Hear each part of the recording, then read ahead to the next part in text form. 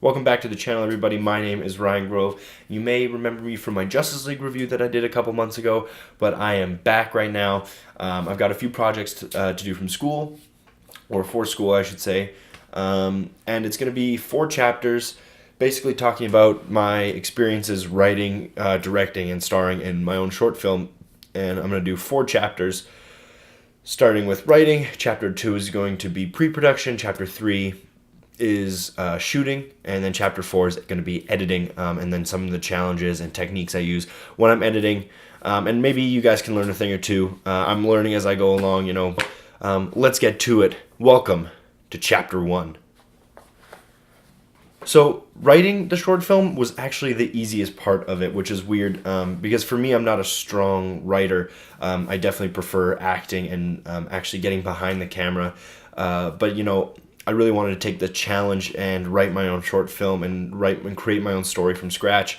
I think the challenge is with me actually, sitting down and writing the story. A lot of people, may not have the time to do so, or even like the creative flow. I know I get stuck in a creative flow. I get stuck behind a wall. I hit I get writer's block easy. So for me, that's the most difficult part, is like overcoming that. But my advice to you is take inspiration from everywhere. Inspiration is all around us. The inspiration for the short film, actually, I worked a little bit of backstory. I worked for this couple named Marie and Luca, and they owned a poutine shop last summer. I worked for them last summer, and we were all goofing around in the kitchen one day, and it just came to me, just like a little story beat that would be interesting to see in a movie that I really haven't seen before, and that I would want to make. But that doesn't mean it all has to be original. This short film, Salvation, has taken a lot of influence from films like Logan, even the Punisher Netflix series, John Wick. It's all come from art imitates art. So I think that's one thing to keep in mind, that it doesn't have to be all original. You could take little story beats from Logan, or from Captain America Civil War. It doesn't have to be all brand new off the top of your head.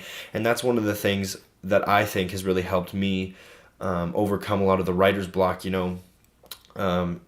is just learning and writing and trying to be better and taking inspiration from other things.